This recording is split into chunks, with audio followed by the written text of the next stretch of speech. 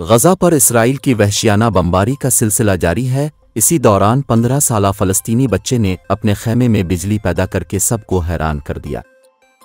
फ़लस्तीन में जहां इसराइल की वहशियाना बमबारी से इंफ्रास्ट्रक्चर तबाह और बुनियादी ज़रूरतें ख़त्म हो गई हैं, वहीं गज़ा भी तारीकी में डूब गया है। लेकिन इस मुश्किल मरहले में एक 15 साला बच्चे ने खेमे में बिजली पैदा कर ली, जिसे न्यूटन ऑफ गज़ा कहा जा रहा है। गज़ा में 15 साला बच्चा जिसका नाम हुसाम अल-अत्तार इसराइली बमबारी की वजह से बेघर और तालीम से महरूम है।